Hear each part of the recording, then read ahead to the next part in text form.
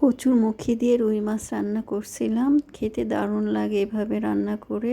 চলেন যাই দেখে। আসসালামু আলাইকুম, কেমন আছেন সবাই? তো পানির মধ্যে হলুদের গুঁড়ো দিয়ে দিলাম, আর কচুটা সুন্দর করে কেটে পরিষ্কার করে ধুয়ে পানির মধ্যে এখন বলক উঠে নিচ্ছি, মানে ভাপ দিয়ে যেটা বলে, হালকা সিদ্ধ করে প্রায় 10 মিনিটের মতো জাল দিয়ে নিব। আর এই তো লালপুটা বের হয়ে আসবে, তারপর নামিয়ে একটু ছাঁকনির মধ্যে ছেঁকে কচলে ধুয়ে নিলাম। আর এদিকে মাছটা মেখে রাখছিলাম হলুদের গুঁড়া, মরিচের গুঁড়া, লবণ দিয়ে এটা একটু ভেজে নিলাম। এদিকে পেঁয়াজ দিয়ে দিলাম তেলের মধ্যে, আর জিরা তো ফোড়ন দিবই, আমি প্রত্যেকটা ঝোলের তরকারিতে জিরা ফোড়ন দিয়ে, আর আদা রসুন জিরা বাটা তো তার সাথে থাকবেই, একটু দিয়ে দিলাম। আর লবণ, হলুদের গুঁড়া, মরিচের গুঁড়া দিয়ে দিলাম।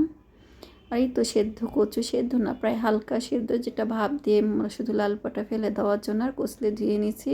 আর এখন এই তো কষে নিলাম। এই পানিটা মরে যাওয়ার পর আবার কষাবো। কচু কিন্তু মাছ থেকেও ভালো লাগে ভালো করে রান্না করে খেতে। কচুর ঘাটি, কচুর ভর্তা, কচুর চচ্চড়ি, কচুর ঝোল সব কিছুই কিন্তু ভালো লাগে, আর যে কোনো কচুই ভালো লাগে আসলে, মজার জিনিস। আর এই গরমকালে এই কচুর স্বাদটা একটু অতুলনীয়।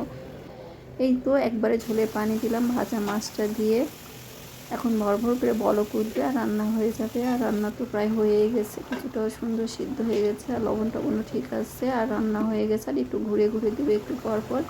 আর এইভাবে রান্না করে খেবেন, খেতে কিন্তু দারুণ লাগে। আর কচু জিনিসটা এমনিই মজার।